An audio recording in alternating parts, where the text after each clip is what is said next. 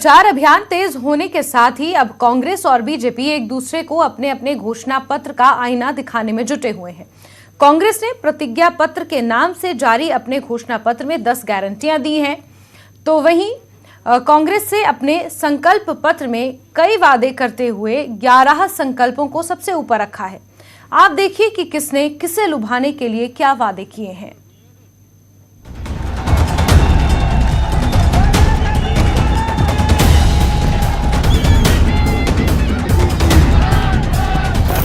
क्या योगी और क्या प्रियंका, क्या सीएम जयराम और क्या सचिन पायलट। चुनाव प्रचार में एक दूसरे पर प्रहार के लिए नेता न सिर्फ दूसरों की नीतियों को कोसते हुए नियत को कटघरे में खड़ा कर रहे हैं, बल्कि अपने वादे को सच्चा और दूसरे के वादे को सफेद झूठ बताकर भी जनता को अपने पाले में करने की कोशिश हो रही है। हजारों युवा मुझे दिख रहे हैं जिनको रोजगार नहीं मिला। क्यों नहीं दिया आपको? खाली क्यों रखे हैं ये पद? जब कांग्रेस कहती है कि पहली मंत्रिमंडल की मीटिंग में ही हम 1 लाख रोजगार देने के लिए हम निर्णय लेंगे, तो इनके नेता क्या कहते हैं? कहते कि ये हो ही नहीं सकता, हो ही नहीं सकता। अच्छा, तो फिर छत्तीसगढ़ में कांग्रेस की सरकार ने कैसे कर डाला? कहा था उन्होंने उस वक्त, कहा कि हमारी सरकार बनेगी हिमाचल प्रदेश में, बेरोजगार के खाते में बेरोजगारी भत्ता डालेंगे। आया भत्ता? आया कि नहीं आया? नहीं आया। शिलागा माननी बस। अब की बार भी यही बात कह रहे हैं कि महिलाओं को बोल रहे हैं कि आप फार्म भरो, आपको 1800 रुपए मिले, 1500 रुपए महीने का मिलेगा। नहीं मिलेगा। जिन प्रदेशों में पहले इनकी सरकारें हैं, पहले उनमें राजस्थान में, छत्तीसगढ़ में देखिए, वहां पर दे रहे हैं क्या? नहीं दे पा रहे। जब वहां नहीं दे रहे हैं तो यहाँ कहां से दे? जनता को लुभाने के लिए बीजेपी और कांग्रेस ने अपने अपने वादों का पिटारा भी खोल दिया है। कांग्रेस ने प्रतिज्ञा पत्र के नाम से जो घोषणा पत्र जारी किया है, उसमें 10 बातों की गारंटी दी गई है, तो बीजेपी ने एक कदम आगे बढ़कर अपने संकल्प पत्र में 11 शीर्ष संकल्प बताए हैं। जरा देखिए कि किस वोटर वर्ग को लुभाने के लिए किसने क्या वादे किए हैं। कांग्रेस ने पुरानी पेंशन स्कीम लागू करने की गारंटी दी है, तो बीजेपी ने सत्ता में आने पर समान नागरिक संहिता लागू करने की बात कही है।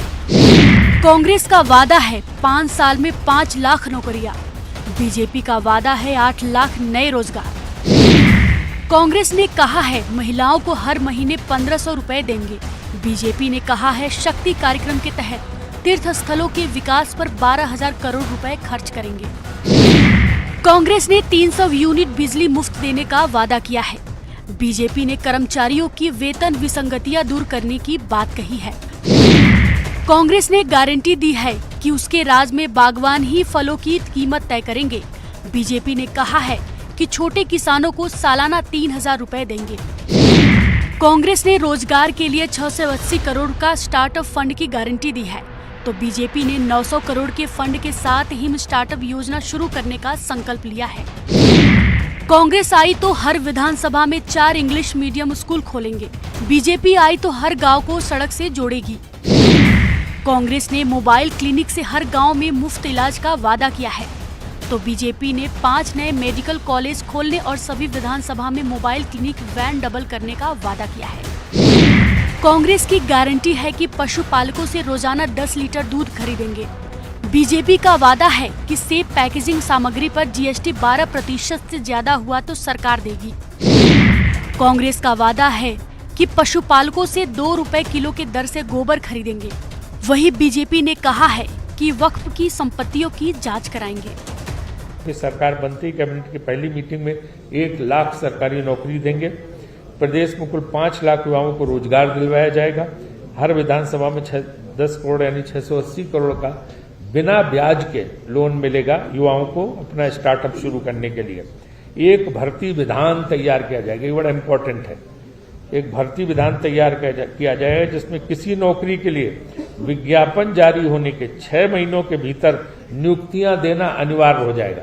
ये जो कांग्रेस की सरकारों को प्राथमिकता की नहीं, जो उनको ध्यान दिए, इसीलिए तो 11 संकल्प महिलाओं के लिए, हिमाचल की बेटियों बहनों को लेकर के, और ये वो वर्ग है जिसको सम्मान, सुरक्षा और सुविधा देने का संकल्प भारतीय जनता पार्टी ने किया है। चाहे वो छात्राएं हैं, उनके लिए मुआवजा हो, चाहे छात्रावास की बात हो, चाहे वो बेटियों के विवाह की बात हो, बीपीएल की, ये सारी चिंताएं प्रमुख तौर पर हमारे घोषणा पत्र का एक प्रमुख बिंदु है। चुनावी दंगल में हर कोई अपनी कमीज दूसरे से सफेद बताने में जुटा है, लेकिन जनता को किसके वादे पर एतबार है और किसके वादे उसे हवा हवाई लगते हैं, ये 8 दिसंबर को आने वाले चुनावी नतीजों से ही पता चलेगा।